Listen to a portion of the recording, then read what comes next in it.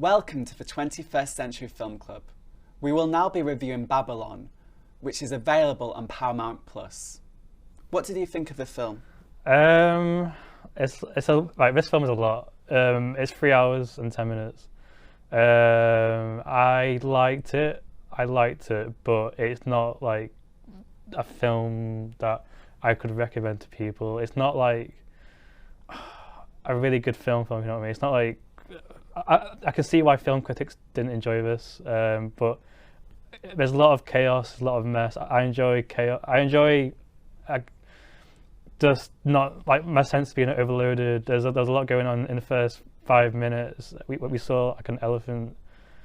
How do I say this? Unloading onto the camera, and then about 5 minutes later, we saw an actress unloading herself onto another man during. That sounds worse than what actually happened. During fornication, I guess. And then a lot more other stuff happened like that. It was just, again, chaos, but good chaos, I guess. Yeah. The themes it talked about, like the transition from silent films into like talking pictures, like was really good. But it was weird how they had this really parody-esque film and then this serious topics at the same time. I didn't know which way they wanted to go in. Yeah. It was just a film that took itself, by the end of the film, too seriously. I think one of the worst bits of the entire film was the ending, which was this huge celebration of cinema, and the screen kept changing different colours. And I just felt like, is this actually a parody right now? Going from all red on the screen to all green on the screen to yellow. It was just stupid. And then they showed films that hadn't even been released in that time period, like decades off. I'm talking, wasn't the Terminator reference? Avatar. Stupid. So that was just ridiculous. And I think whoever did that kind of lacks a bit of taste and a bit of restraint. And it could have been, in so many ways, a better film if someone had edited properly and just cut it down. Because really, two of the performances in the film by Brad Pitt and Margot Robbie, in my opinion, were just as worthy as Oscar nominations as any of the films we've reviewed in Film Club.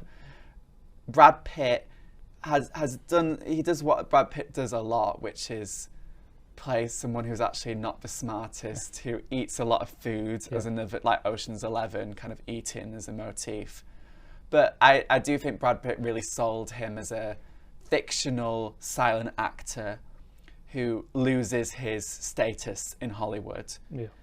And that was quite compelling in my opinion. And I think one of the strongest scenes in the film was the journalist character, the gossip, speaking to him about Hollywood. But whereas we spoke with Pinocchio about what is death, and they had something quite interesting to say about it with folklore and fairy tale, this time when the journalist was saying, oh, you'll be remembered in 50 years and 100 years.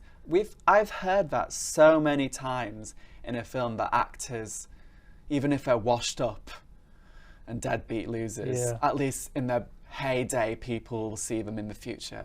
I've just seen that too many times. Yeah, just to go back to your point about the ending. I think the whole point of it was to try and pay tribute to cinema and to try and say, look, these classic films like Terminator, The Matrix, Avatar, they link back to this early period of cinema. Whether it belonged in this film, I don't know. It was weird how they tried to play it off like this film is like a tribute to cinema, when it was just all this chaotic stuff happening. But yeah, going back to Brad Pitt, I thought he played this character really well. He's just so good at these type of characters. These characters, like, just, he can do. This character's no issue for him. And then going back to that scene where the journalist is like, explaining to him, look, your time is done, like, but at the same time, you will be remembered in 50, 100 years' time. It is a theme that gets overdone a lot, but I quite enjoyed it. That was one of the most compelling scenes of the film to me. Like, it really hammered home the point I guess they were trying to make, that Hollywood actors, they have like a finite amount of time, but we don't realise it until it's too late, I guess. they're too in the moment to realise it. And yeah, I slightly disagree with you, but yeah, I thought that bit was probably the most. The point they were trying to make in the film, I guess, was just the art of cinema, but it was just the point they lost throughout, I guess. Yeah. I think that archetype of Margot Robbie's character, the beautiful blonde actress who doesn't quite make it. Yeah. Oh, she's got something, but it's more her sex appeal, and it doesn't translate all the time. I just found that by the end of the film quite tiring. I think the comparison to Singing in the Rain, I found ridiculous. I think, have you watched a film, I believe it's called Mank, and it's got Gary Oldman and Amanda Seyfried. That came out recently, and it's a black and white film. That was very interesting with what it had to say too about the talkies versus the silent films. But I think it's just an overdone discussion, and it just didn't add anything new to it. I think Margot Robbie's character, I think I got bored of her swearing and her kind of potty mouth, and just her being a complete train wreck and having a downhill ascent. I don't know if it just felt like, why did we root for her for the first hour of the film becoming a star, for only to be she just really wasted every single thing she had earned, and she didn't earn it. Yeah, it's quite sad because like the story, I guess, is she just about made it into Hollywood by doing these just when the death of silent movies was happening, and that transitioned into talking pictures, and then I guess her first role was like in a talking picture didn't go quite so well, and then she was desperately trying to recapture that magic, and then trying to do whatever and anything she could, and then her trying to talk her way into it, into these roles would just not happening, especially when she was trying to talk to the upper class within the film society, and it just she couldn't put away her like working class side, her like southern side, I guess. And I didn't mind that aspect so much. That was probably my favourite scene in the whole film, as it was just ridiculous. So funny and such a silent film type of scene, and that really did sell me with her just completely losing it.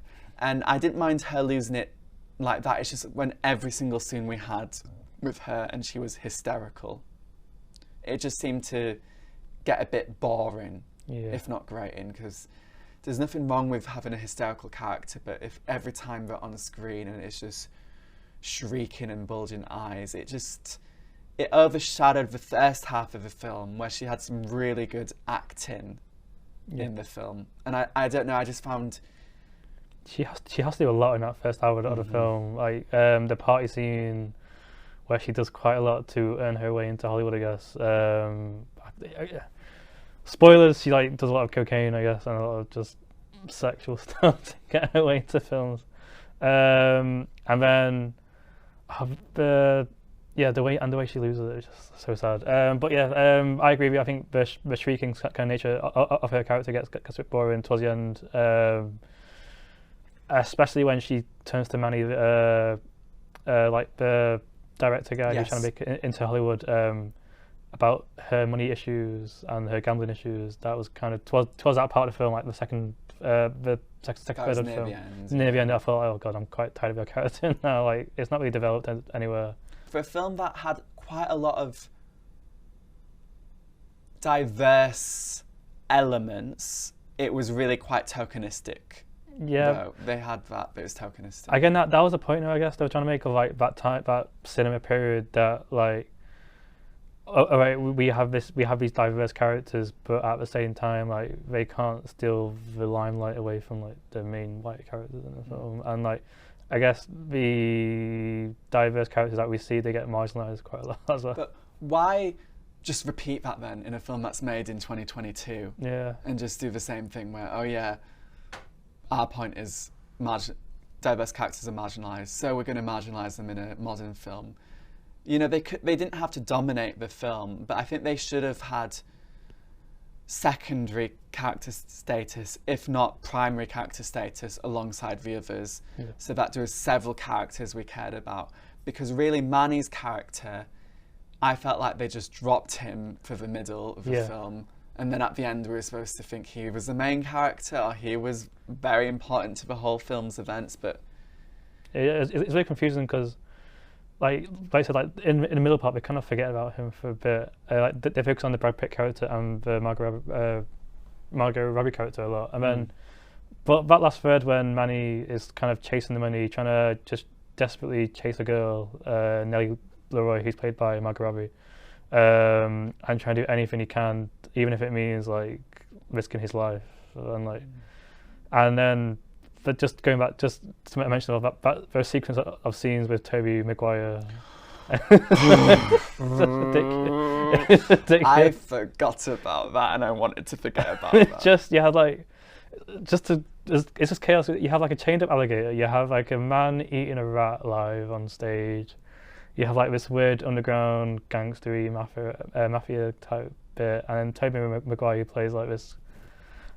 Skeet pervert, really. He just plays Yeah. a pervert, and he is someone who, as an actor, I never really know what to make of. Yeah. And he was weird in Spider-Man 3 especially. And now you're just like, oh, does he have this side to him in real life? It was an odd choice to do. I'm not even going to applaud him for being brave, for playing such a sleazy, horrible character. Because for me, that was by far the worst bit of the film. And by far, what was the point? I guess they just wanted to they wanted to showcase why Manny has to leave Hollywood, I guess, or why Manny has to, like, I guess they have to try and raise the stakes somehow, but the way they did it was just ridiculous. It was almost like they were trying to make some modern social commentary there, saying that this is similar to Harvey Weinstein, or similar to other very, very bad people in Hollywood who are always going to be there in Hollywood. That's kind of the theme. Hollywood never changes. It's just that the players just change. Yeah. And it just didn't work. It wasn't exciting. It was boring. And for the acts you've described and other acts, for it to be boring, that is really bad.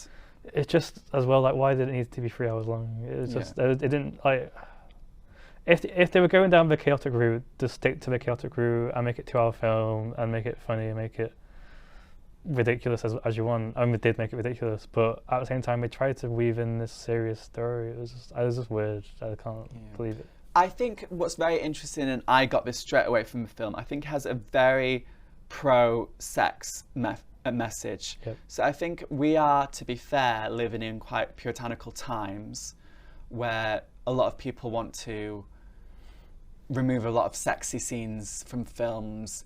And then you've also got a backlash against that. And I think this is part of that backlash that is similar to Once Upon a Time in Hollywood, where they're reclaiming the Hollywood sex symbol. And I think that's why Margot Robbie does do a lot of films like this, and Brad Pitt, as they want to be the ones leading the charge, saying, you know, stop going to Netflix and Amazon Prime, start going back to the cinema where you can see real sex symbols, and that's what sex sells. Yeah. And a lot of the messages were about characters selling sex to get into Hollywood. It was very literal. Yeah. But it's just not that interesting a message anymore. I don't know. I think there is a place for a pro-sex argument where it's completely fine to be a sex symbol. You know, Margot Robbie has every right to be a sex symbol, so does Brad Pitt, and be ogled at. Yeah. But to me, it's just not very interesting or compelling.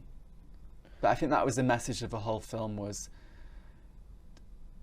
our Hollywood today should borrow a bit more of Hollywood in the past, not just in the silent acting, but actually more so in the sexuality, the raw sexuality of the stars, which they really used to play on back in the day in the studios. And they did for decades and decades in the 80s and 90s.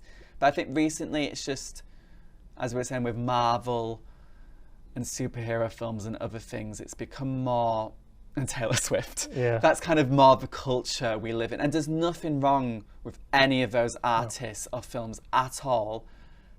But I think it's, if the audience in mind is maybe the more pro-sex carnal-minded, masculine audience who would say, "Oh, Once Upon a Time in Hollywood's my favourite film because it celebrates sexiness. It doesn't have a go at sexiness," and I quite like that, and I'm probably on that camp. Yeah. But I think this was just a bad film in general. I won't go that far. I won't. What else go that far? It's okay. It's an okay film. It's just it's doing a lot, but it doesn't execute what it's trying to say. I guess I don't know. They should be ashamed for the Tobey Maguire scene. Yeah, they should be ashamed for quite a lot of that film. I think there's nothing wrong with grotesque, uncomfortable scenes, but they did quite a lot of that already with the posh person scene. Yeah, they kind of. They pushed a lot of that in that first 40 minutes of the film. I thought they should have moved on from that. They got a lot in that first. 40. It has a nice, exciting pace to the film. And at certain bits where everything is going up to a day, and they kept flashing from hour to hour. Title cards also showing the hour, but then you get to a point in the film where all of a sudden the year doesn't matter. What film's just been released of his characters doesn't matter. It's just not a tightly unified structure or plot. And it really just becomes very wobbly then, because you're trying to figure out, they do actually tell you it's 1930, but I think the very fact they have to tell you the year so often, it just becomes, it's less cohesive, it's less unified. If it was set in the place of 2 or 3 years and they made that very clear, or a year, or in Once Upon a Time in Hollywood, Once Upon a Time in 1969, the summer. That was quite a good setting. But this setting, it was just confusing. What did you think when Manny? So like, he leaves Hollywood to go to Mexico because he has to like leave because he's going to die otherwise. But then he comes back to Hollywood 20 years later, like in 1952 or something like that, and he sees like Marilyn Monroe on the posters as well. And he's like, he's almost taken aback. He's just can't believe it. I guess like that how different his world is, but at the same time it's the same, but it's different at the same time. Like, what did you think? Like, apart from like the last 5 minutes, where like the tribute to cinema bit, what did you think of like that 1952 jump? As I said, I think I would rather have had some characters, maybe not the 1950s, but the 1940s, be more developed, who are the new generation, and show those stars, instead of just relying on the audience to put Gene Kelly and Debbie Reynolds and Marilyn Monroe and juxtapose them with Margot Robbie's fictionalized character and Brad Pitt's fictionalized character, because they're kind of quite clearly real people put together in an amalgamation.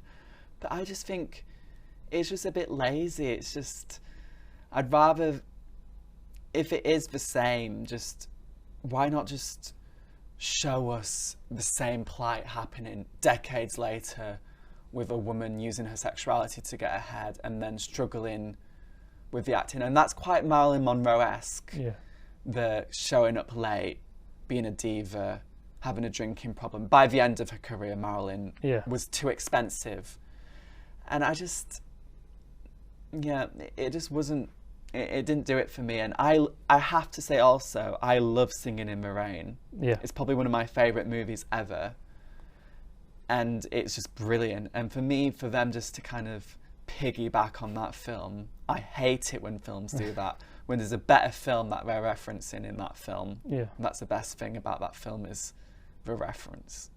How were you able, the length of the film, the 3-hour film, were you able to watch that all in one go? I did, with some Diet Coke and some chocolate. In a way, I wouldn't even drink watching this film. You probably miss things, and you probably think it was amazing, but it was a lot. I have to be actually quite fair to them. The 3 hours went very quickly. It went very quickly. Before I knew it, an hour and a half had passed. But it was that final hour with the Tobey Maguire and everything, and as I said, the timeline just dropping off and jumping too much, and things just becoming flabby, and the script. And it is more of a visual. The whole point is it's more of a visual film than a scriptural film. So I get that the script was pretty weak. But when they just didn't even bother anymore, that's when I kind of was offended. And I think they were too self-congratulatory with the tone, thinking, we've done something original.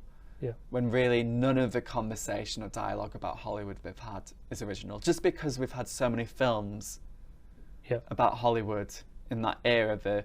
As I said, Mank is so good. Yeah. And that has a similar vibe with, do you know the Marie Antoinette? Yeah. So this is such a famous reference to silent Hollywood, having the silent actress play Marie Antoinette and struggling. And they showed that in the cinema, didn't they? Yeah. In Singing in the Rain. Yep. And they showed that as well in Mank.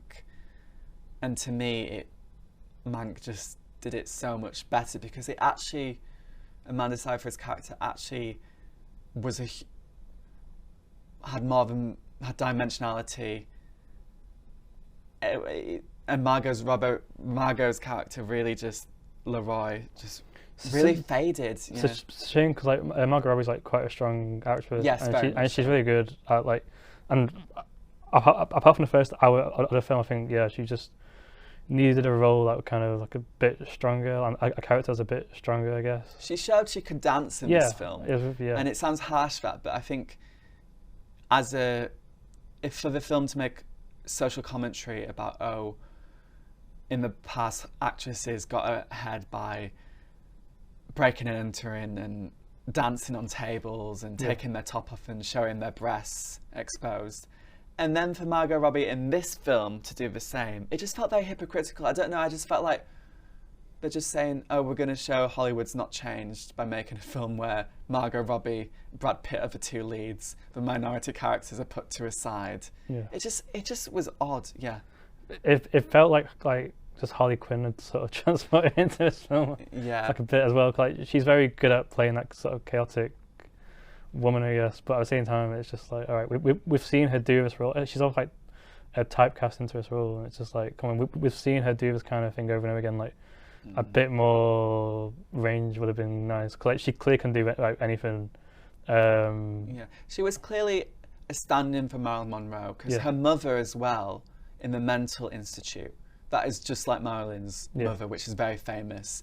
So they were playing on her being an early Marilyn, a proto-Marilyn. Yeah. But apart from that, as he said, it was just another typecast role for her, overly sexualized. I think most people would have said, Margot Robbie would play a great Marilyn. Yeah. But that doesn't mean she should. No. I think she should sort of find a role that sort of, it's just different to anything she's done. Like we've seen her play this character before, and like hopefully she gets to play like other varied characters. Her character's always like the object. Yeah. And then she's never quite, I've not really seen her ever be a love interest where she has someone who's her equal. Yeah. Which was interesting because Brad Pitt, out of all the stars in Hollywood, could Tobey Maguire be her equal? Not really. No. But Brad Pitt and her could play people who genuinely fall in love. Thank you for watching the 21st Century Film Club.